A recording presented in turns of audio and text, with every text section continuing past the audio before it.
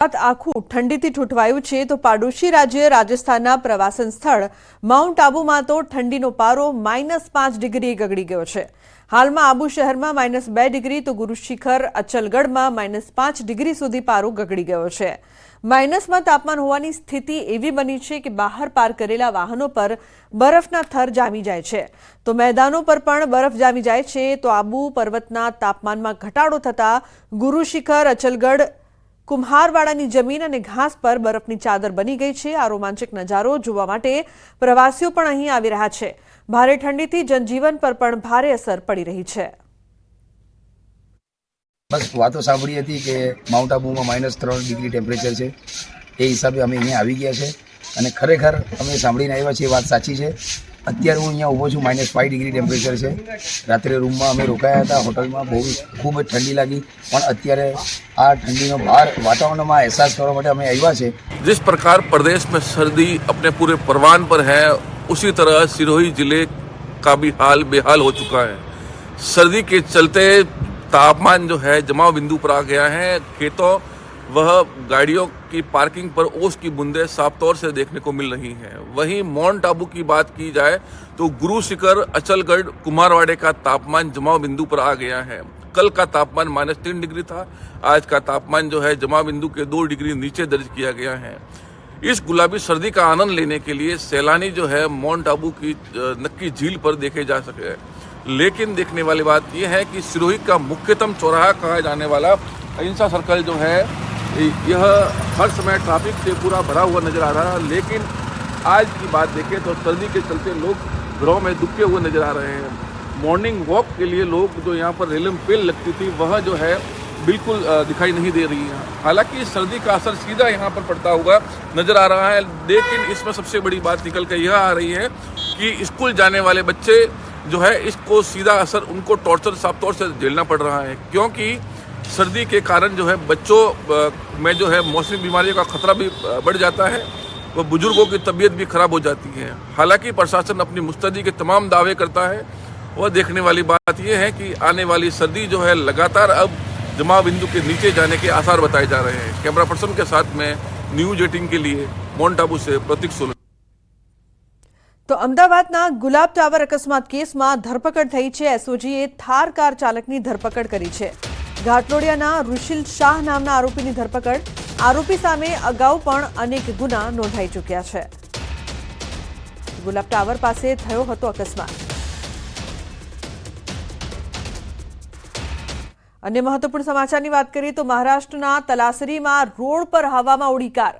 पूर झड़पे जती कार अचानक हवामां उछળી। आरसीसी रोडमां अधूरा पेचवर्कना कारणे बनी घटना।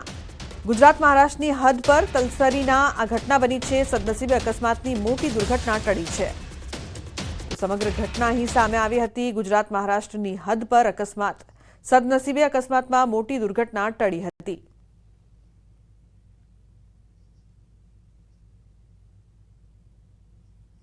बेफाम डम्परे વધુ એકનો ભોગ લીધો છે। વડોદરામાં ડમ્પરની અડફેટે બાઇક ચાલકનું મોત નીપજ્યું છે। સમા કેનાલ રોડ પર થયો હતો અકસ્માત। અકસ્માતમાં દાહોદના અમિત મકવાણા નામના બાઇક ચાલકનું મોત નીપજ્યું। અકસ્માત બાદ ચાલક ડમ્પર મૂકીને સ્થળ પરથી ફરાર। જો કે સ્થળ પર પોલીસ આવી જતા ડમ્પર ચાલક સ્થળ પર પરત આવ્યો હતો।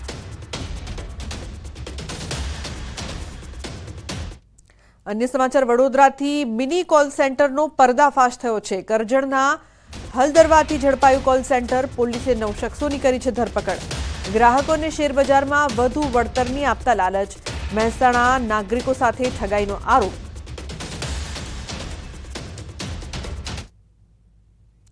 પાટણમાં પુષ્પા સ્ટાઇલનો પર્દાફાશ થયો છે। આંધ્રપ્રદેશમાંથી ચંદન લાવ્યા હોવાનો ખુલાસો।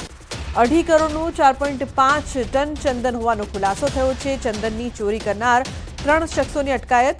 આંધ્રપ્રદેશના સંદુપાલીમાંથી ચંદન લાવ્યા હતા। શાકભાજીની આડમાં ચંદન લાવવામાં આવ્યું હતું તો પાટણ, મહેસાણા અને બનાસકાંઠાના ત્રણેય પુષ્પા ઝૂકી ગયા। મહત્વનું છે કે આંધ્રપ્રદેશમાં સંદુપાલી સાનપાયા ફોરેસ્ટ રેન્જમાંથી ચંદનની ચોરી થઈ હોવાની ફરિયાદ નોંધાઈ અને ત્યાંના આરોપીને પોલીસે અટકાયત કરી છે। પૂછપરછ કરી તો સામે આવ્યું કે ગુજરાતના 3 પુષ્પા એટલે કે ચંદન ચોરને ચંદન આપ્યા હતા।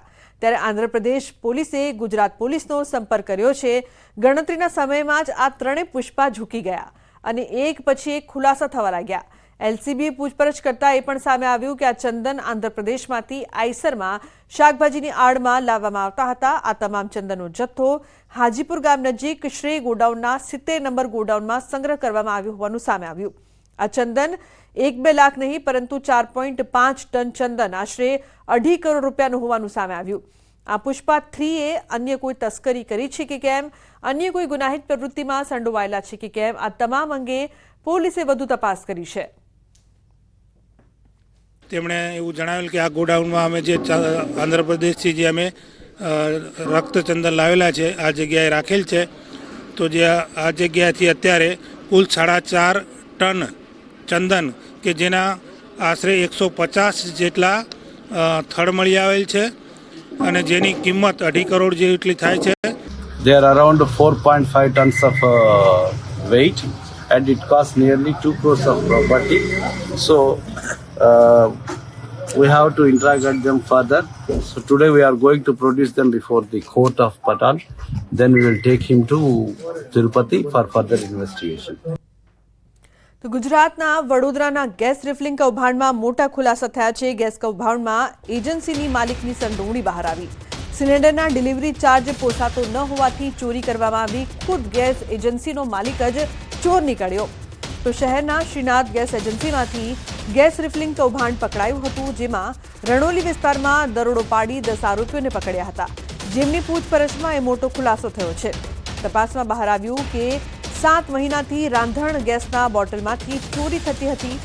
આ મામલે સુપરવાઇઝર મયુદ્દીન ઘરેલું ગેસ સિલિન્ડરમાંથી કમર્શિયલ સિલિન્ડર તૈયાર કરાવતો હતો. હાલમાં શ્રીનાથ ગેસ એજન્સીનો માલિક હિરેન મહેતા વોન્ટેડ છે. આ મામલે પોલીસે 5 ટેમ્પા, 174 સિલિન્ડર, 33,000 રોકડ અને 9 મોબાઈલ સહિતનો મુદ્દામાલ જપ્ત કર્યો છે.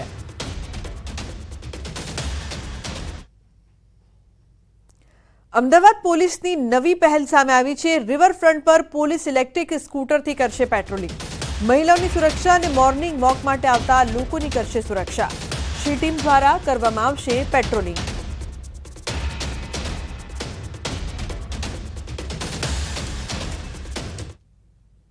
અન્ય સમાચાર ભાવનગરથી વલ્લભીપુર તાલુકા પંચાયતની બેદરકારી સામે આવી છે. રેકોર્ડ રૂમની અવદશા સામે આવી. મહત્વના દસ્તાવેજો રઝળતી હાલતમાં જોવા મળ્યા. કચેરીની પાછળના ભાગે પસ્તીની જેમ જોવા મળ્યા. દસ્તાવેજોને કચરાનો ઢગલો બનાવી દેવાયો. મહત્વની ફાઇલ રઝળતી હાલતમાં જોવા મળી હતી.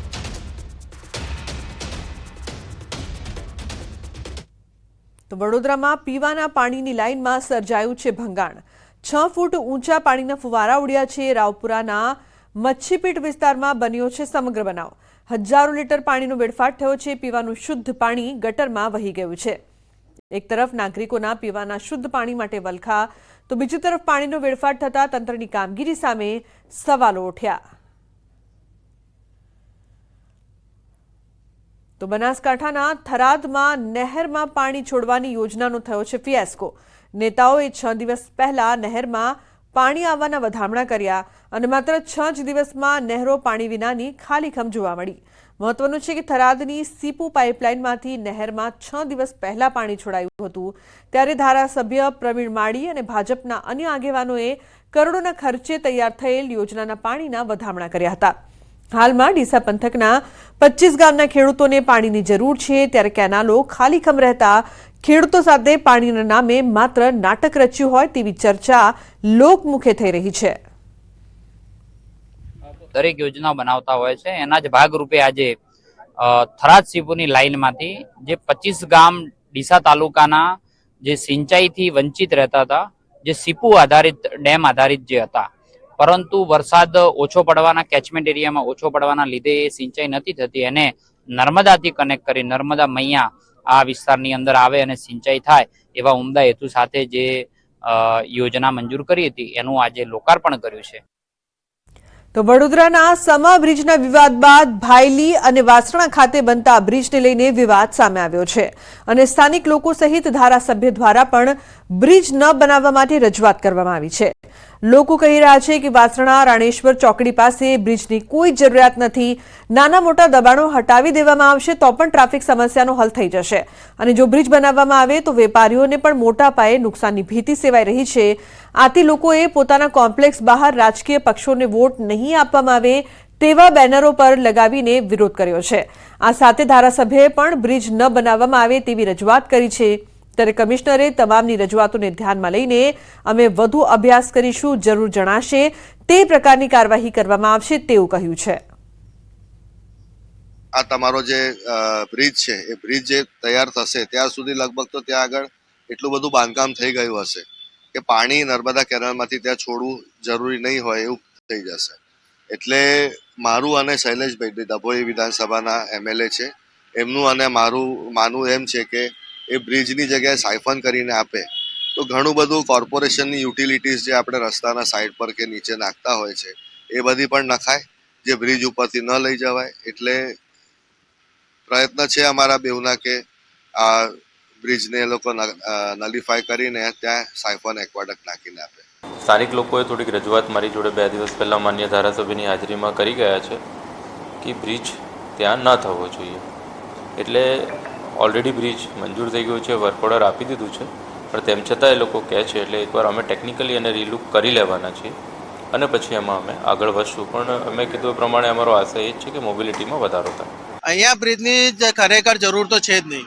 અહીંયા બ્રિજની જરૂર કેમ નથી એનું કારણ એ છે કે ટ્રાફિક સાંજે ખાલી 1 થી 1.5 કલાક માટે થાય છે, એ પણ મેન સર્કલને લીધે થાય છે। જે સર્કલ પર સાંજના ટાઈમે જે ઓફિસની ને કંપનીની મોટી મોટી બસો અહીંથી નીકળે છે એ લોકોને જે ટર્ન લેવામાં પ્રોબ્લેમ પડે છે ત્યારે ટ્રાફિક થાય છે, બાકી એકચ્યુઅલીમાં અહીંયા ટ્રાફિક થતો નથી। તંત્રએ અહીંના લોકલ નિવાસી રહેવાસીઓને વિશ્વાસમાં લીધા પછી ફ્લાયઓવર ડિસાઇડ કરવો જોઈએ, ન કે એમની પર આ ફ્લાયઓવરનું ડિસિઝન થોપી દેવું જોઈએ। આ એક થોપેલો નિર્ણય કહેવાય। પહેલા ગ્રાઉન્ડ લેવલ પરની સમસ્યાઓને દૂર કરે, જે બધા દબાણ છે એ હટાવે તો ટ્રાફિકની સમસ્યાઓ નહીં રહે। 793 મીટર ઓનલી લંબાઈનો બ્રિજ છે, જે ખરેખર 24 મીટરના રોડ પર બ્રિજ બનવો જ ન જોઈએ, કેમ કે જે 6 બ્રિજ સરકારે મૂકેલા છે એમાં સૌથી નાનો રોડ આપણો છે। ખોડિયારનગર વાળાને જે 6 બ્રિજ મૂકેલા છે એમાં તો આટલા નાના રોડ પર બ્રિજ મૂકો એ પણ એક ખાલી 4 રસ્તા ટપાડવા માટે, તો આ સમજાતું નહોતું। એટલે અમે અમારા આવેદનો નિવેદનો આપ્યા, પછી અમે 2 દાડા પહેલા MLA શ્રીને મળ્યા, એમને અમારી વાત સાંભળી, એમને પ્રોપર લાગી એટલે અમને જોડે લઈને ત્યારે ને ત્યારે જ કમિશનર શ્રીને મળવા લઈ ગયા, એમને બી રજૂઆત કરી। તમને ક્યાં એવો ટ્રાફિક લાગે છે કે જેના માટે તમને બ્રિજની જરૂરત હોય? હા, સાંજે 7 થી 8 ની અંદર કદાચ થોડો ટ્રાફિક થતો હશે, એ પણ નોમિનલ કે જે દરેક 4 રસ્તા પર થતો હોય છે। એ જરૂરી નથી કે જે અહીંયા વાસણા રોડ પર થાય છે બીજે ક્યાંય નથી થતો। અને જે મેઇન પ્રોબ્લેમ છે ટ્રાફિકનો એ જે 4 રસ્તા પર જે ખોદકામ ચાલુ હોય છે એના લીધે, કારણ કે અડધો રોડ બ્લોક થઈ જાય છે, એના લીધે વધારે પ્રોબ્લેમ થાય છે। વડોદરા મહાનગરપાલિકા દ્વારા મનીષા ચોકડી વાળો જે રસ્તો છે એટલે કે ભાયલી તરફ જે રસ્તો જાય છે તેના પર એક બ્રિજ બનાવવાનું આયોજન કરવામાં આવ્યું છે। ત્યારે આ જે બ્રિજ છે તે અત્યારે વિવાદનું કેન્દ્ર બન્યો છે। ઉલ્લેખનીય બાબત છે કે વડોદરા મહાનગરપાલિકાને એમ લાગી રહ્યું છે કે આ જે વાસણા ભાયલી રોડ છે ત્યાં ટ્રાફિકનું ભારણ વધારે છે અને પીક અવર્સમાં જે રાહદારીઓ છે, વાહન ચાલકો છે, તેઓને ભારે હાલાકીનો સામનો જે છે તે કરવો પડતો હોય છે। તેના કારણે જ અહીંયા જે છે તે બ્રિજ બનાવવાનું આયોજન કરવામાં આવ્યું, પરંતુ બ્રિજ બનાવવાનું કામ જે છે તે શરૂ કરતાની સાથે જે સ્થાનિક વેપારીઓ છે, સ્થાનિક લોકો છે, તેમના દ્વારા આ જે બ્રિજ છે તેનો ભારે વિરોધ જે છે તે કરવામાં આવી રહ્યો છે। જે સ્થાનિક લોકો છે, વેપારીઓ છે, તેમનું કહેવું છે કે આ સર્કલ તમે જે સામે જોઈ રહ્યા છો તે સર્કલ જે છે તે જરૂરિયાત કરતાં ખૂબ મોટું છે, ત્યારે આ સર્કલને નાનું કરવું જોઈએ। તો આખો જે રસ્તો છે કે જે બ્રિજ બનાવવાનું આયોજન કરવામાં આવ્યું છે એ રસ્તા પરથી જે ગેરકાયદેસર દબાણો છે જો તે દૂર કરવામાં આવે તો આ રસ્તા પરથી જે ટ્રાફિકનું ભારણ છે તે ઘટાડી શકાય। અને બીજી મહત્વની વાત એ છે કે જો અહીંયા બ્રિજ બની જાય તો લગભગ 15 થી 18 એવા કોમ્પ્લેક્સ છે કે જ્યાં વેપારીઓ પોતપોતાની દુકાનો, શોરૂમ ચલાવીને ગુજરાન ચલાવે છે, અને જો બ્રિજ બને તો ટ્રાફિક આખું ડાયવર્ટ થઈ જાય અને વેપારીઓએ રોજગારી ગુમાવવાનો વારો આવે। એટલે અત્યારે આ બ્રિજ જે છે તે વિવાદનું કેન્દ્ર બન્યો છે અને જે સ્થાનિક ધારાસભ્ય છે તેઓ લોકોની પડખે આવ્યા છે અને સ્થાનિક ધારાસભ્યએ સ્થાનિક લોકોને સાથે રાખીને જે મ્યુનિસિપલ કમિશનર છે તેમને આ બ્રિજ નહીં બનાવવા માટે રજૂઆત જે છે તે કરી છે। ત્યારે વડોદરા મહાનગરપાલિકા આ બ્રિજ બનાવે છે કે કેમ એ તો આવનારો સમય જ બતાવશે। હાર્દિક દીક્ષિત, ન્યૂઝ 18 ગુજરાતી, વડોદરા।